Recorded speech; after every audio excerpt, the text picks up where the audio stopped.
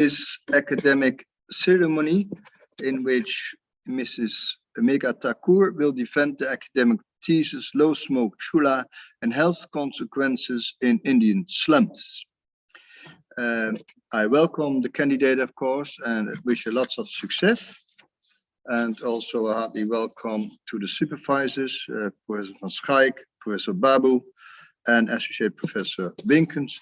And also, of course, welcome to the members of the committee who you hear during the opposition.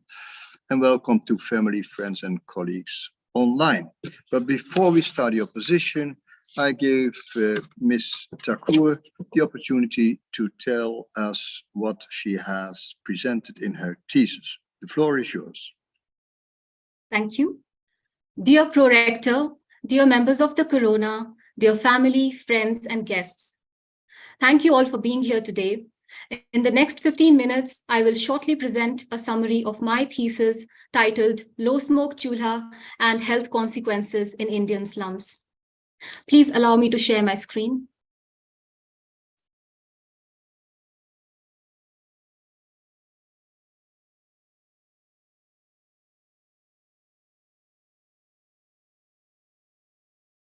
I hope my screen.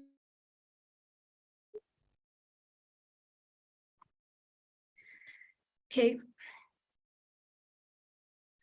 Nearly 2.4 billion people, which is a third of the global population, still depend on polluting fuels and technologies for cooking. The incomplete combustion of these polluting fuels, which includes coal, charcoal, cow dung, crop residues, and kerosene in poorly ventilated settings, leads to household air pollution. Household air pollution disproportionately affects the poorest and marginalized populations, which includes women and children that spend most of their time indoors.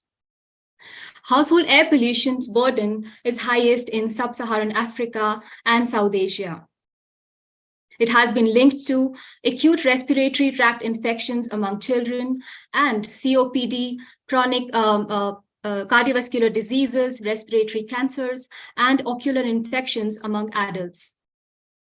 When we look at the evidence, we see that most of the studies on household air pollution have been conducted in rural areas with little evidence from the urban areas. Although urban areas differ from the rural counterparts infrastructurally, and also face the dual burden of household air pollution and ambient air pollution. We agree that a switch to cleaner fuels and technologies would be ideal, but the infrastructural and financial constraints limit to do so. And therefore, we were interested to look at the evidence available on improved cook stoves if there was any improvement in the health of women and children in low and middle income countries. To address this research question, we conducted a systematic review and meta-analysis. We were also interested to look at the association between cooking microenvironment and the health of solid fuel users in urban slums. To address this question, we performed a cross-sectional study. And then our final research question was to compare improved cookstove users with traditional cookstove users and to look at the health and the exposure to household air pollution. To address this question, we performed a randomized control trial, the results of which I will be discussing in further slides. Now, first we go to chapter 2, which is the systematic review and meta-analysis. Our outcomes were divided into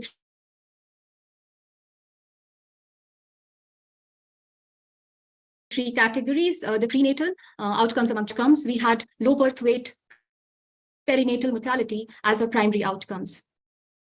For the children, we had incidence of acute respiratory infections, including pneumonia, as the primary outcome. And for women, we had the incidence of chronic obstructive pulmonary diseases as the primary outcome. For the secondary outcomes among women and children, we had the incidence of respiratory symptoms, death due to respiratory diseases, lung function outcomes, and indoor air pollution concentrations indicated by PM2.5, PM10, and carbon monoxide.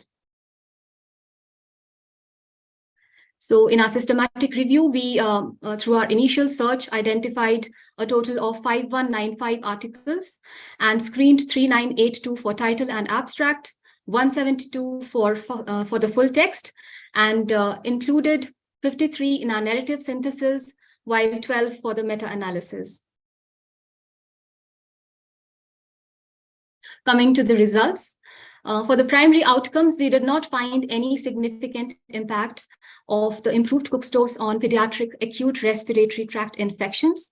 We did find significant reduction in the incidence of chronic obstructive pulmonary diseases among women.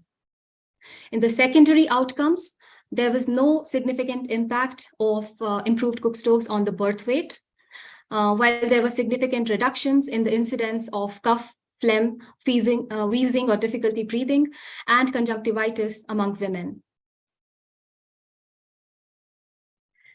This slide represents the forest plots for cough and phlegm. And we see that there was a 28% reduction in the incidence of cough. And we found a 35% reduction in the incidence of phlegm in women. Similarly, we found a reduction of 59% in the incidence of wheezing or difficulty breathing, and a reduction of 42% in the incidence of conjunctivitis in women.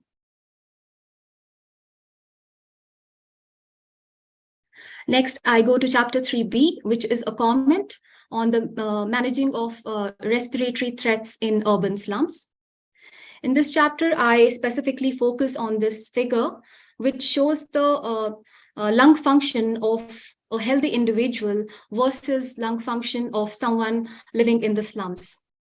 So we see that the lung function of someone from the slums is compromised even before the birth.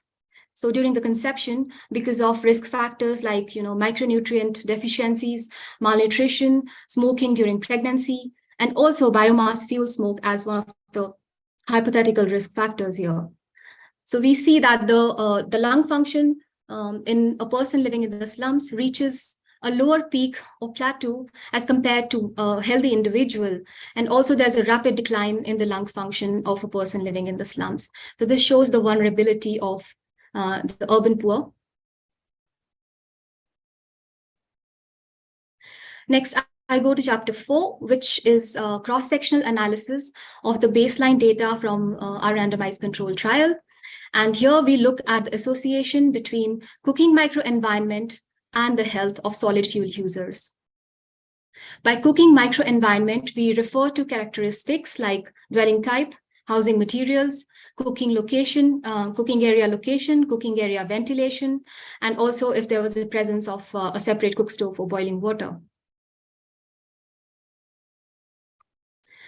This slide presents the different dwelling types we observed in the slums. So there's a dwelling type A, which is a single structure with the cooking area and the living area in the same room. Dwelling type B, it was separated by a partial wall. And then dwelling type C, where the cooking area is attached to the living area. It's sort of situated outside the house, but still enclosed with the walls and the roof. Coming to the results, we found that leaks in roof, which was an indication of cooking area ventilation, was associated with a higher risk of experiencing cough while cooking, also headaches and burning eyes while cooking. Similarly, we found that a completely closed wall roof space was associated with a lower risk of shortness of breath and also a higher FEV1 percentage predicted. Now, our results are counterintuitive because we would expect cooking area ventilation to be a protective factor for experiencing these symptoms. But a possible explanation for our counterintuitive results is the infiltration of the contaminated outdoor air, which comes from the surrounding industries or dumping sites or even the traffic. So we believe that that might have impacted our results. Next, I go to chapter 5a, which is the randomized control trial. to find out the evaluation of improved cook stoves in urban slums in Bangalore. And we included a total of 4 slums, which included both notified and non-notified slums. The intervention group received an improved cook stove, which was designed and manufactured locally, while the control group continued using the traditional cook stoves.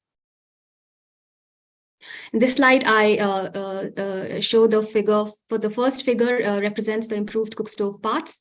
So you can see a primary chamber, which is the fuel feeding chamber. Then we have a secondary chamber, which was mostly used for simmering of food. And then we have a chimney chamber.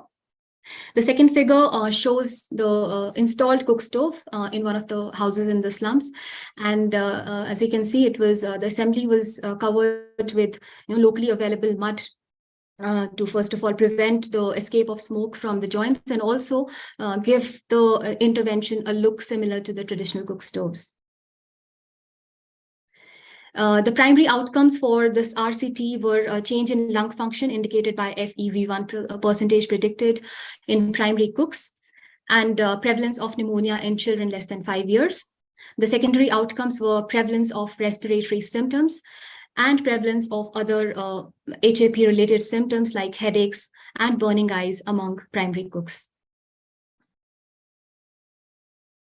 Coming to the results, we found that there was no significant difference in FEV1 percentage predicted between the intervention and control group, and this was at 6 months of follow-up. We had to restrict our analysis to 6 months because of a lot of missings, and COVID-19 being a major reason for that. And we did not perform any analysis on the prevalence of pneumonia because of very small number of outcomes reported for that. Among the cooks' secondary outcomes, we did not find any significant difference in the respiratory symptoms experienced by the primary cooks. There was a significant difference for burning eyes while cooking at 3 months of follow-up, but that could indeed be because of the reduction in PM 2.5, or it could be also due to multiple testing. Next, I go to chapter 5B, which is again a comment and focuses on the strategies to a successful implementation of improved cook stove programs. Here, we highlight upon certain factors which are important for the implementation of ICS. And first being that any new technology, adoption is a process, and it doesn't happen overnight, and it depends on a range of personal and surrounding factors which need to be taken care by the researchers, and also the cultural context. So the awareness of the cultural traditions is very important to successful implementation, and it clearly impacts the acceptability of the intervention. Next, we focus on social network analysis. From our own experience, we found that word of mouth plays a very important role when it comes to implementation of such programs. So it might positively or negatively impact, and therefore I think it is interesting to explore the social network in future research. And next point we highlight is the maintenance, repair, and replacement of improved cook stoves.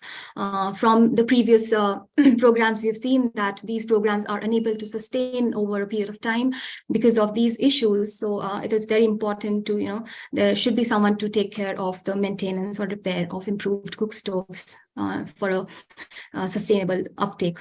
And finally, we focus on women, as they are the primary drivers of improved cook stove demand, and therefore they should be involved in the entire value chain, right from the designing the cook stove to manufacturing, distribution, and also after sales services. So that's a huge untapped potential, and which must be explored in future research. Thank you very much for your attention. I would now give the floor back to the prorector. Thank you very much, Ms. Thakur, for this clear presentation. And we will now start with the opposition. And the first opponent is also the chair of the assessment committee, and that's Professor Wesseling. And he's head of the Department of Pulmonology in the Maastricht University Medical Center. Professor Wesseling. Thank you very much, Mr. Prorector. Dear candidate, first of all, I would like to congratulate you for a very interesting thesis and a very nice piece of research. I really enjoyed reading this. This is a topic that we read about in our newspapers and that we hear about in our radios and televisions. And it's good to have scientific information to give additional information on that topic. And with the congratulations, I would also like to include your supervisors.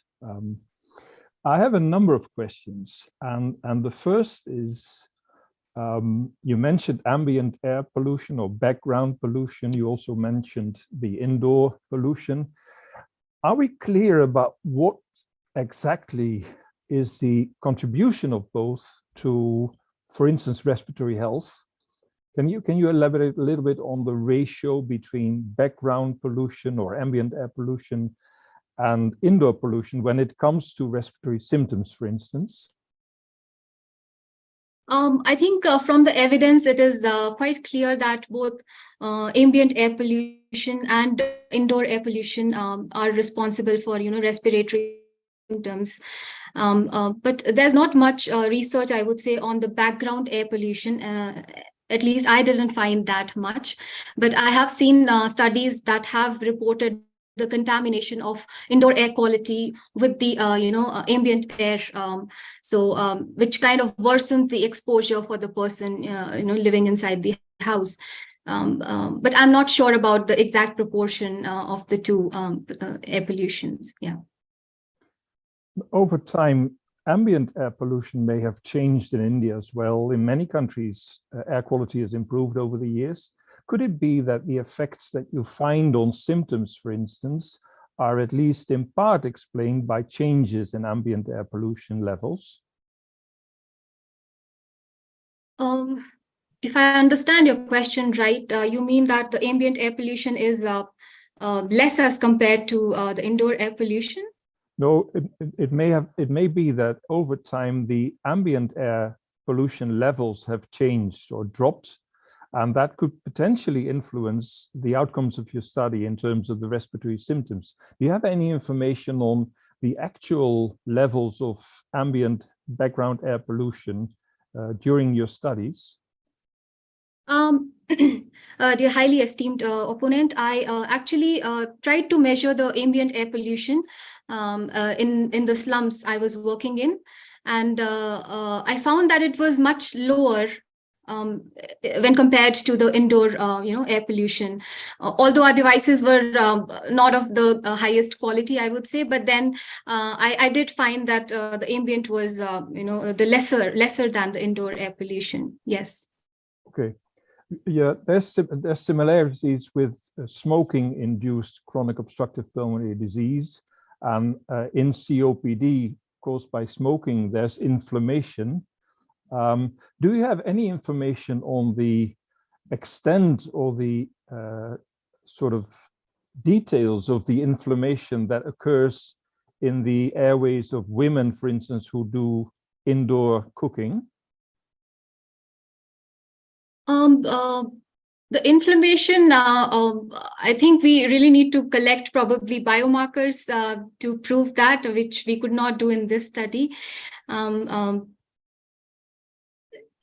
Yeah, I don't know if I have the correct answer to that. Okay, but is there any information in the literature about characteristics of inflammation in people who have especially indoor air, non-smoking related indoor air pollution? Yes, a highly esteemed opponent. I've come across studies that have, collected biomarkers like C-reactive protein, and they have found higher levels of this biomarker in, women who were exposed to biomass smoke. So yes, there are studies on that. And do they change over time when the exposure is increased or reduced, or is that a more or less stable type of inflammation? Well, I don't know what the research says on that, but I would believe that it should take some time to, get to normal values. But yeah, but I'm not sure what the research says about that. Okay. Another question concerns chapter 5b, that is the chapter on the implementation strategies. Now, this is a very complex situation with many factors influencing both pollution and outcomes, and you've shown that on one of your slides. Have you used a sort of implementation framework to go through all the factors that are of influence?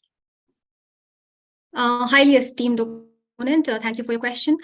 We did not use any implementation framework as such. I think most of the strategies are based on our experience from the randomized control trial and our knowledge from the systematic review that we conducted.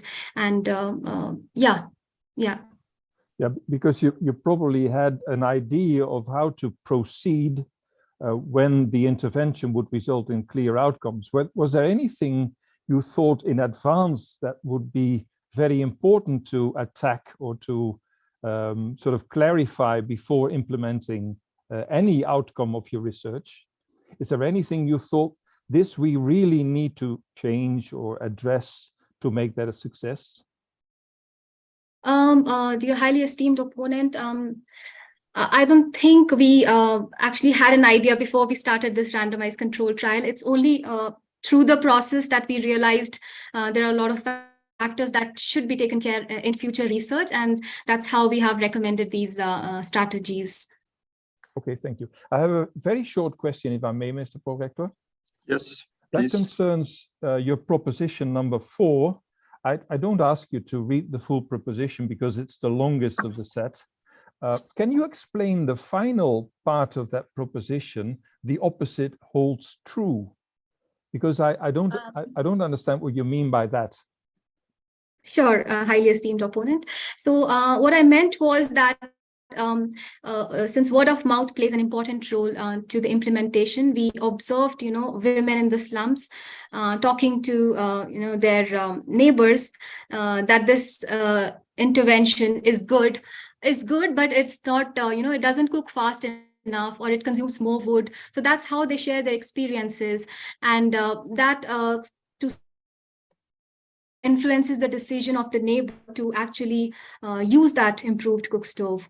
So so it kind of positively as well as negatively, influences the decision to, go with the intervention. So that's what I meant here, that if it is, it's a good word, then people are more likely to use it. And if it is a negative experience, then people would not use it. So that's what the opposite holds true means here. Okay, that clarifies things. Thank you very much. And I give the word back to the Prorector. Thank you, Professor Westerling. Then we come to the second opponent, and Salvi from the University of Pune in India, where he's chairman and director of Chess Research and Training Private Limited. Welcome all the way from India. We are always glad to have guests from abroad, and the floor is yours. Thank you, Mr. Prorector. First of all, I would like to compliment and congratulate Ms. Thakur for doing a very important study that is very relevant to not only India, but to a large number of other low and middle income countries where biomass fuel still continues to be used in homes for cooking purposes. I have a few questions, Ms. Thakur. I think it was an excellent piece of work that you have done. I had a few questions, first of all, related to chapter 5A, and this is the randomized control trial where you did an intervention. The question that I had was, the word improved cook stoves means that it has reduced the levels of indoor air pollution compared to the traditional cook stoves. But the word improved is such a, it could be an improvement from here to here. So many studies have shown that the improved cook stoves reduce the levels of indoor PM 2.5 significantly, but they largely imply statistically significant lower levels of indoor air pollution. So in your study, what did you find? I mean, how improved were the improved cook stoves? The traditional cook stove produced levels of indoor PM 2.5 of this level, and the improved cook stoves, they reduced it to this level. So what was those numbers that you found in your research? Dear highly esteemed opponent, thank you for your question. So in our study, actually, we performed a test before conducting this trial, and it was a real-time experiment where we looked at concentrations of indoor PM 2.5 and carbon monoxide with the cook stove that we designed, and we found close to 90% reductions in PM 2.5 concentrations and around 65% reductions in the carbon monoxide concentrations. However, during our study, we were not able to measure these parameters because of logistic issues. Our devices did not function well in the field. So I cannot say anything about that. But yes, we did find, before the study, we conducted these experiments and we did find a significant reduction in that. Yeah, I mean, yeah, thank you for that answer. But, many of these improved cook stoves, they reduced the levels of indoor PM 2.5 by 50%, 60%. But even those levels are very high from a standard point of view that is recommended by perhaps the World Health Organization. So it's very important to see not the proportion change, but how far is it from the recommended standards from a safety perspective. So I think those numbers are important. The other question that I had was, you did this very bold study of doing a COPD prevalence in the women who are using these interventions. And I'm a pulmonologist, so I know how difficult it is to perform good quality spirometry in these women. And to do spirometry in a home is a challenge. I just wanted to get an understanding about how did you ensure that the quality of the spirometry test was good, so that because then your reliance on the data that you have obtained. You can only do that if you're confident that the quality of the data that you collected was good. So how did you ensure the quality of the spirometry reports? Thank you for your question, highly esteemed opponent. So first of all, we received the spirometry training in one of the specialized institutes in Bangalore. And we also actually, before performing the spirometry in the field, so the field workers were actually, they were asked to spirometry outside the field, and we compared, their results. So there shouldn't be much difference in what they report in FEV1 or FVC. So I used to compare those results and see they are quite similar. And from the study, I would say that out of the three, maneuvers that were performed, we selected the largest two readings and then saw that the difference, a maximum difference shouldn't be more than 0.15 liters in the two readings. So that's how I selected my spirometry data and did not include the ones that did not perform this criteria. Yeah. Okay. No, thank you. I'm satisfied with the answers.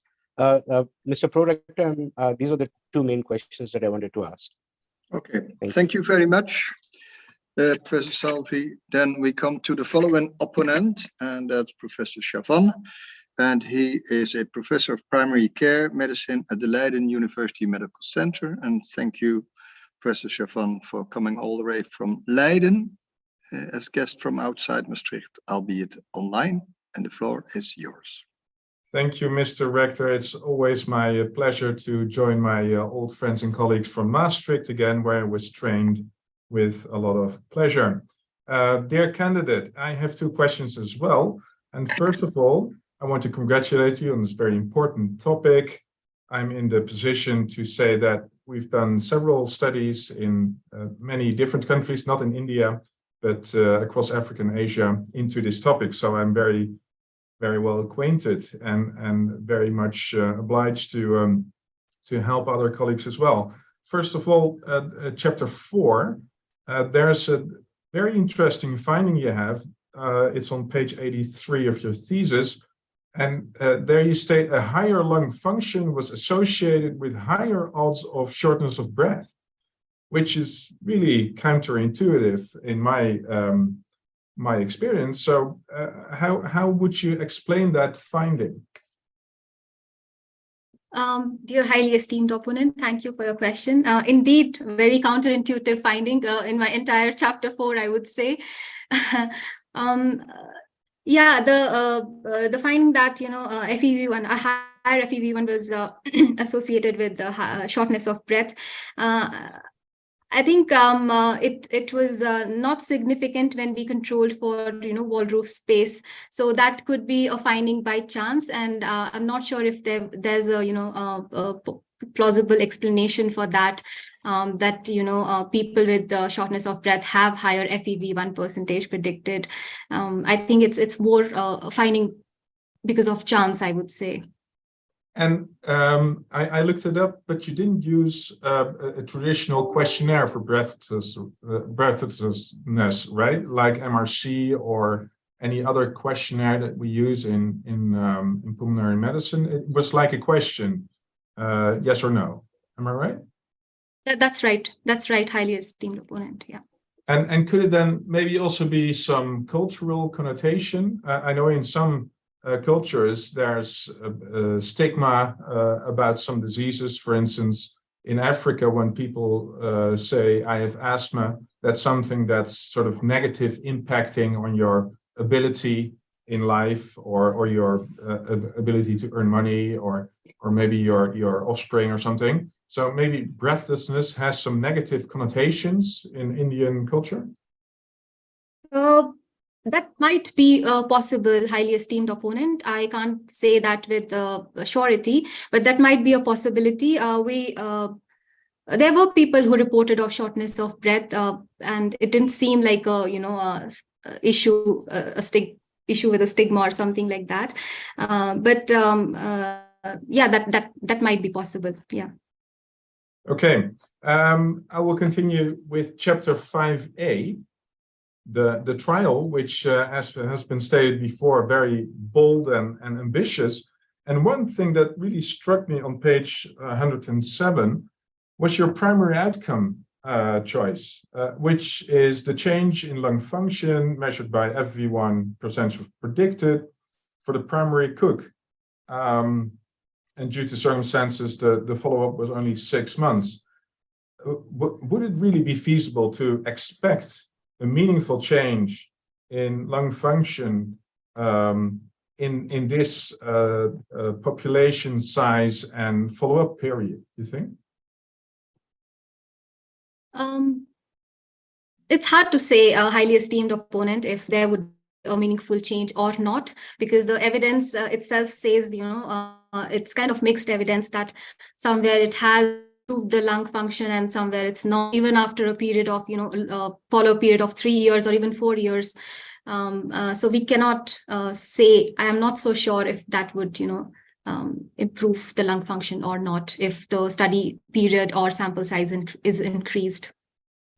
Right, because I was wondering, many years ago, I was involved in another study group which did studies in Peru and South America, and they also had exactly this design. I wondered, was that design, primarily British research group, was that the model that you used to design your study in India, or where did you get the idea? Because usually choosing primary outcomes, that's the most important part of your study design, because it determines how many people you need and what follow-up is needed and so forth. What was the inspiration for this study?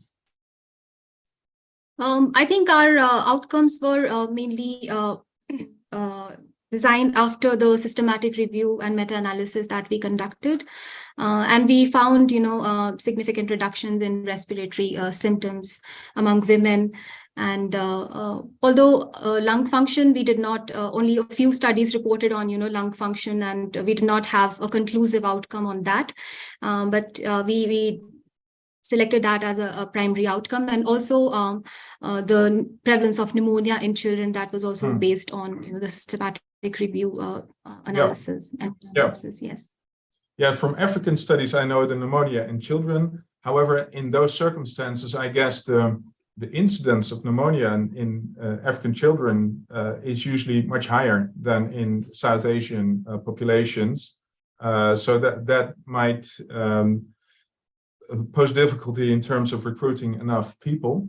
The lung function bit is really puzzling to me. We did some studies in sub-Saharan Africa, and we found mainly improvements in symptoms, as you say.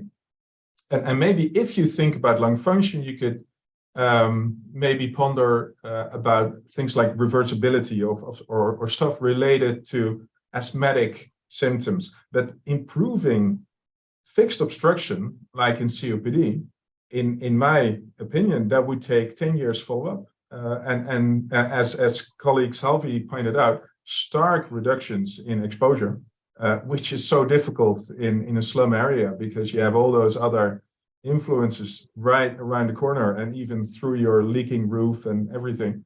So it's really ambitious indeed. So I think the burning eyes issue is a clear signal that your intervention must have done something in terms of symptoms, but improving lung function, that would take what design would be feasible to measure that effect, you think, as opposed to the RCT design that you chose? Well, I would say a prospective cohort study where we, follow up maybe pregnant women itself, and then until the children are born, and also maybe follow up them for a considerable amount of time and see if there's any change in lung function. Yeah.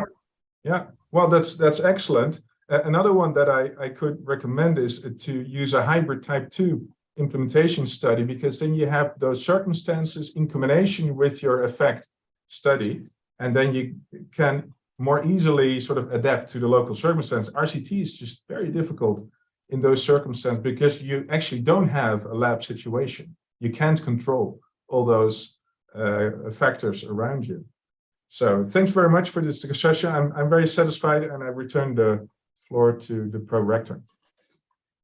Thank you very much, Professor Chavan, for your opposition. We're now going to the following opponent, who's also a member of the assessment committee, and that is Associate Professor Spicht. He's working in the Department of Family Medicine in the University of Maastricht. The floor is yours. Yes, thank you, Mr. Pro-Rector. And also for me, my compliments, dear candidate, for your huge study, because it is really a huge study. If you look at the study that you did, especially the randomized trial, that's everybody can see that it's a huge effort to go house to house to implement all these interventions and to do all these measurements. Also, I think you should realize that this is, of course, and I expect you realize that this is a huge step, although your study has a lot of pros and cons. Still, you learn so much from such a study that worldwide we learn so much. It seems easier the intervention is easy. You measure some outcomes and then you're there. But if you see over the years what you have achieved and what you encountered, it's huge that you learn from this. I wanted to dig in a bit deeper into the methodology of your study. And one aspect that I found intriguing, of course, was the dropout, the large dropout that you had during your study. And I wanted to investigate some elements. The first element that I want to ask is, how did you inform your potential participants before the study? I looked it up, but I couldn't see specifically what you told them. And actually what you tell them can be quite crucial, because some of them will get this improved cook stove, others will not. And that, of course, changes the attitude of these populations and the households. So could you tell us how you informed this slum, and you brought them together, you held information gatherings, but what did you tell them? Were you honest about what they would get and what they would not get, or so? Please tell me more about it. Sure. Thank you very much for your question, esteemed opponent. So we actually started with someone who was who had a very good rapport with the people in the slums. So it was a person from a NGO who assisted us, with communicating with the people in the slums. And we actually held meetings with the women especially, and we informed them that we were interested in conducting such a study where we would be giving a better cook stove to them, which would reduce their exposure to the smoke, and reduce probably their respiratory symptoms like cough or burning eyes while cooking. So that's how we informed them. And we also told them that not everybody would receive the intervention, at start. There would be, two groups that one would receive and the other one would receive after the study finishes. And after we find that this stove is actually good, it's working for the people. So that's how we informed them. And yes, people did have questions. They they did ask us that why aren't we getting this cook stove right now, so we had to explain to them that it's a random procedure, and we just take out certain lists of these households, and according to that we select who's going to get it right now or who's going to get it later. So that's how we explained it to the participants. Yes. Yeah, but how did that go? So they were all informed that they would get the stove, and then you tell them, you go to them, you say, well, you will not get it, you will get it after a year. That was in fact the case, isn't it? Yes, that's right. I would say there was a mixed response from the women, because of course everybody wanted something, something new and something for free. So everybody was excited to use it, and it took us effort. It took us some effort to explain this, and of course I had someone from the same community who spoke the same language, so I think that worked. But yes, there was a group of people who actually declined their interest, maybe because of this reason also. Yeah, but also you did not find like a huge difference in dropout. So both in the intervention group and in the control group later on, there was a high dropout. So do you think it was related to this information at the beginning? Esteemed opponent, I don't think it was because of this issue. It was more because of I would say the time constraints of the participants in answering the questions. It took them quite some time to go through the entire questionnaire, and since they are daily wage workers, so they come back only at night, so I think they declined because of that, and also because of COVID-19 we could not do further follow-ups for 2 slums. So that is the reason for most of the missingness. Okay, then I have a follow-up question related to that.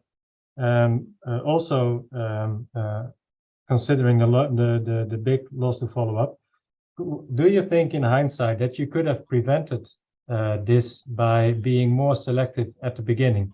If you see at the reasons for loss to follow-up, not being able to do the spirometry, or even not willing to do the spirometry, for example, not moving to another place, possibility to install the stove, shouldn't you have excluded these participants from the beginning?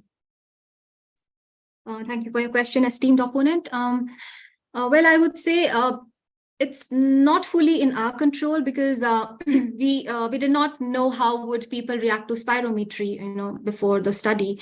So it's only during the study that we, realized that people are not very comfortable with it, and it's not very easy to get, proper readings.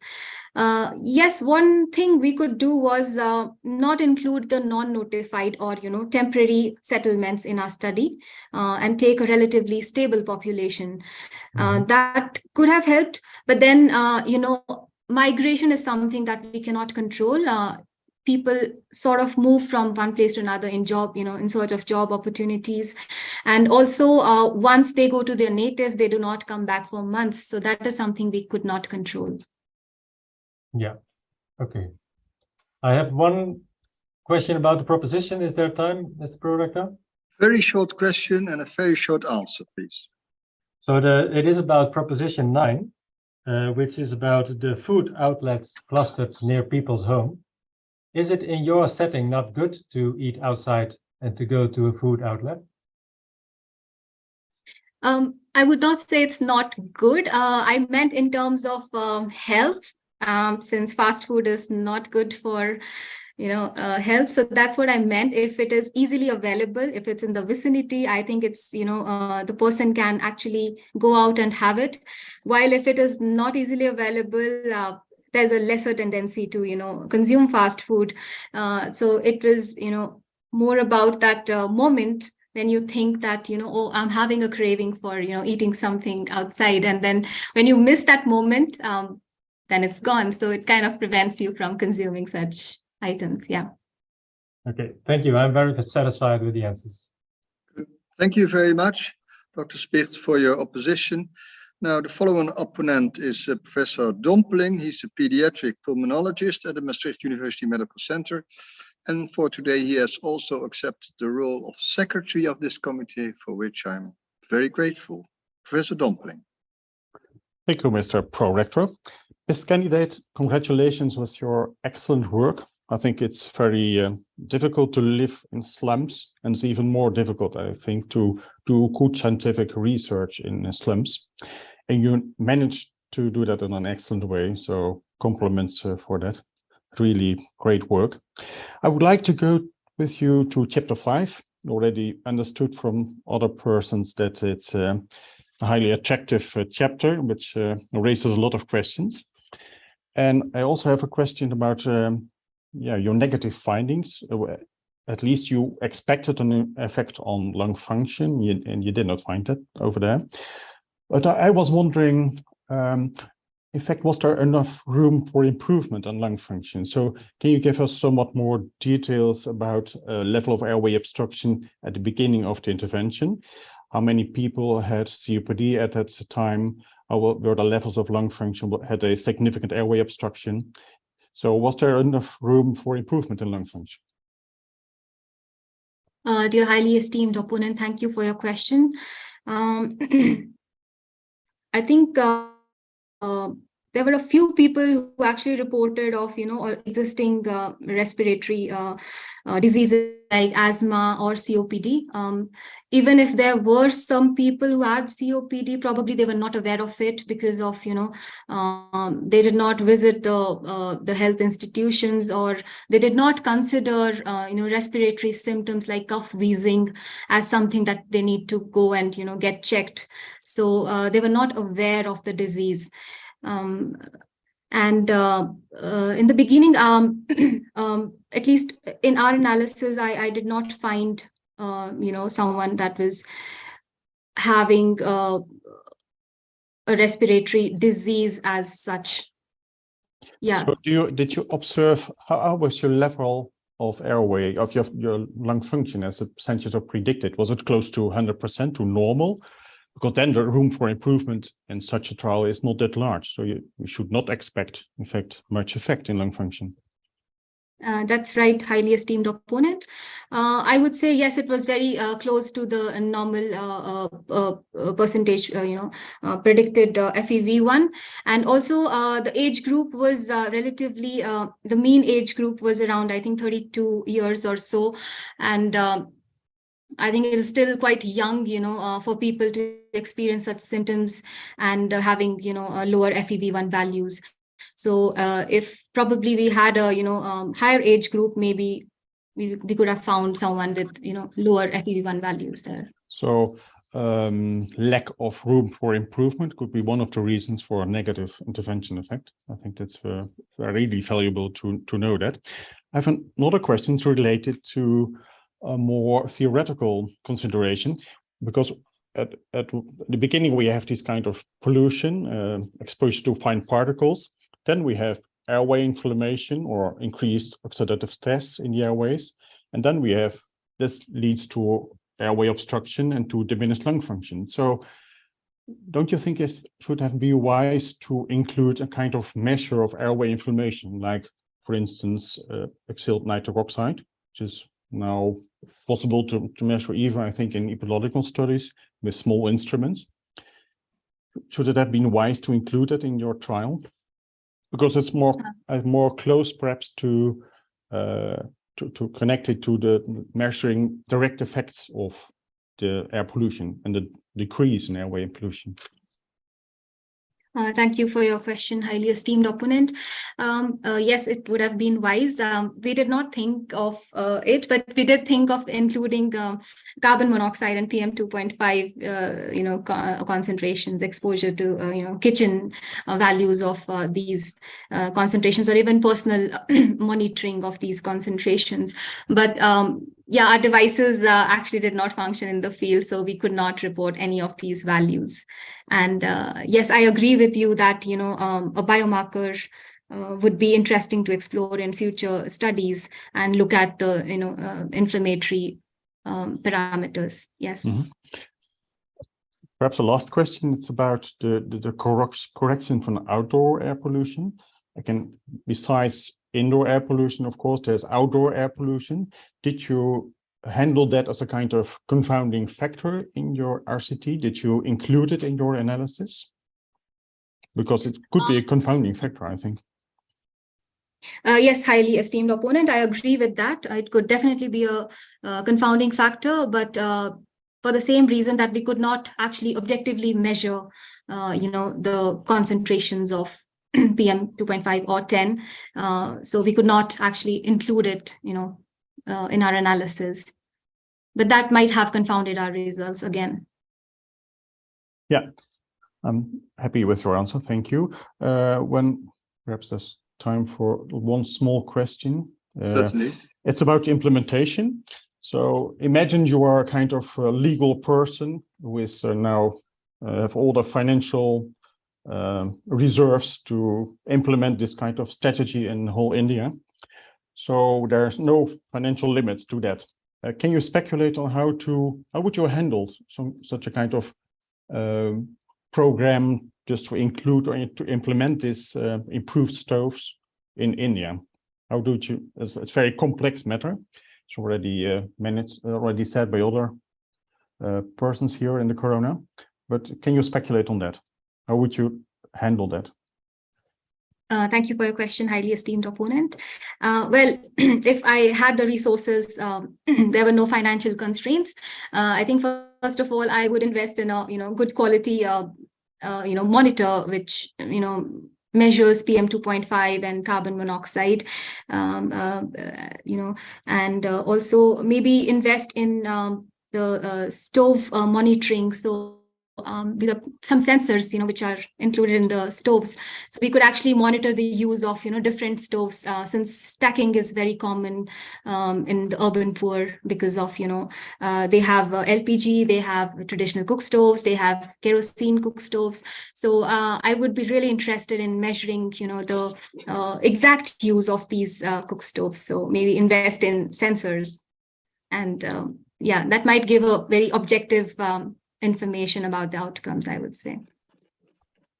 Thank you very much. I'm happy with your answers, and I give the word back to the pro-rector. Thank you, Professor Dompeling, for your position. We go now to the following opponent, and that's Professor Muris. And he's Professor of General Practice in the University of Maastricht. Professor Muris. Thank you very much, Mr. Pro-Rector. Dear Mrs. Candidate, I would like to congratulate you also on chapter 2, which I extensively read, your meta-analysis and systematic review. I think you had a wonderful extended team that helped you because I understood that you were trained in dentistry and in epidemiology, but not in other parts of medicine. So compliments on the rigor in the methodology. I checked all the items on the checklists of good systematic reviews, and you had very good points on that. So that's a great compliment for you and your extended team. My question was on a theme in this opposition is primary outcome, I think.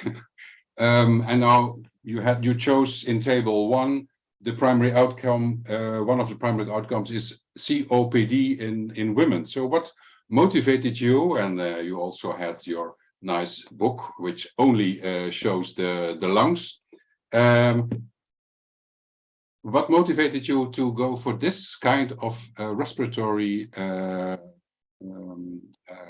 diseases to study as an outcome? Dear highly esteemed opponent, thank you for your question. The outcomes for our systematic review were selected based on the existing evidence on the association of household air pollution and the diseases like COPD or pneumonia in children. So it was more based on the existing evidence, and we did find that there was a significant association, and that's how we reported of COPD. And also it was an outcome which was measured in objective manner. So that's why we took it as one of the primary outcomes for women. And the self-reported outcomes like cough, wheezing, that we kept as the secondary outcomes. So the reason that you did not select, for instance, cardiovascular morbidity, is that it is not measurable? No, I wouldn't say that, but I think it was more based on the previous evidence that we found that COPD was an outcome which was reported by majority of studies. So I think that was a reason to select it as a primary outcome. So in a systematic review, it's always good to have a kind of PICO search strategy, and the O of PICO is outcome. So I think as a primary care physician, I look to the whole person. I think an outcome should not be restricted in a chronic disease prevention program to one specific respiratory tract disease, but you should look further. But I agree that the development of cardiovascular disease takes years and years, so it's perhaps difficult to measure it in a longitudinal way. Another question that I had, and I didn't read it in your paper, is how did you, well, we talked about industrial outdoor ambient pollution, pollution from dumping areas, but what about smoking inside? If you smoke inside 40 cigarettes a day, then the risk on COPD will be much higher than from some indoor particulate matter pollution. So how did you correct for that confounder? Dear highly esteemed opponent, so regarding the smoking, we did ask the women if someone in the house was smoking inside the house, but we think that it was still underreported because smoking is still considered as a stigma, and not many people would report that, but we believe that a lot of people did smoke inside and a lot of cigarettes, and that might have impacted their exposure, certainly. Okay, thank you very much. So one of the other colleagues mentioned already the long time for effects on COPD if you would reduce indoor pollution. I think the 10 years that was mentioned, I could agree on that. What would be a bias when you would measure spirometry in people in the beginning of the installment of a stove?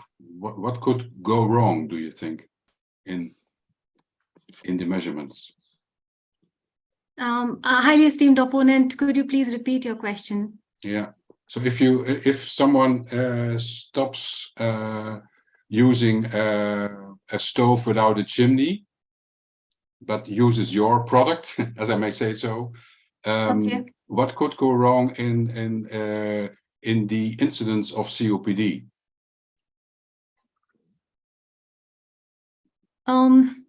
Okay, I don't want to make it more difficult than it is already. But we see in studies that if you do that and people have the freedom to choose the stove, then people with many respiratory complaints will choose the stove. So in the beginning, in a short trial, you will see an increase in incidence in respiratory symptoms and in COPD.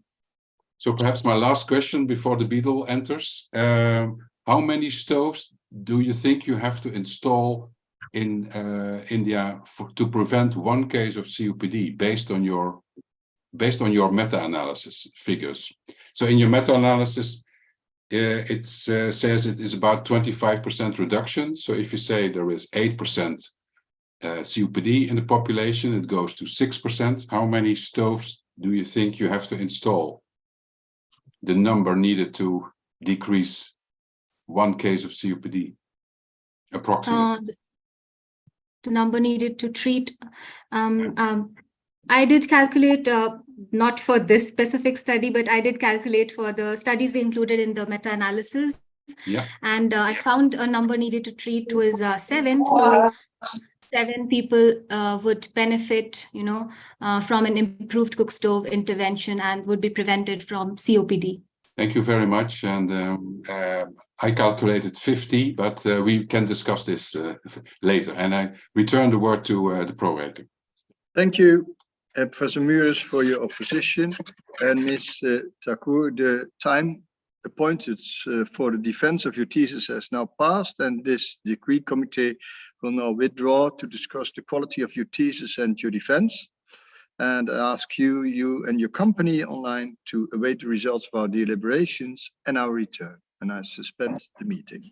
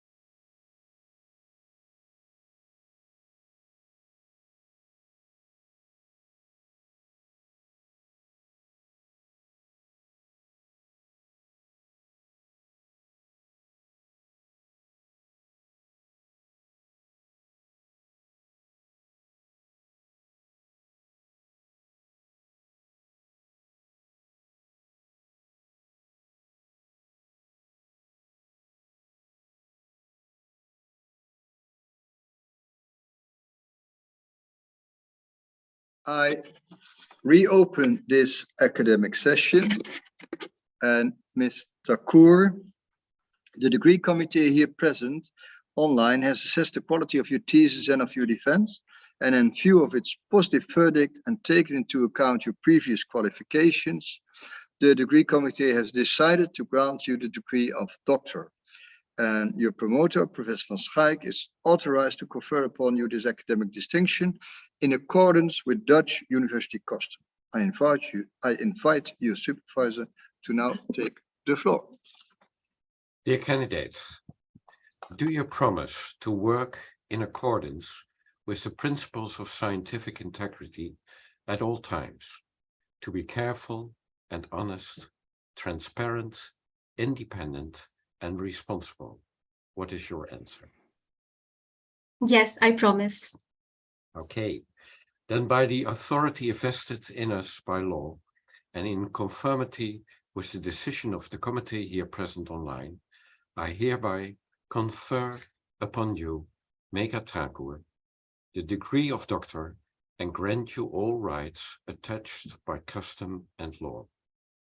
As evidence of this, you will soon receive the degree of certificate signed by the rector, the secretary, and the supervisor, affixed with the official seal of the university, shown now by the beadle.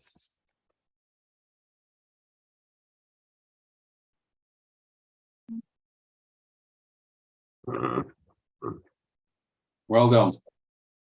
Very good. I will hand over to Professor Shiridara Babu, who will give the laudatio. Thank you, Professor Ono.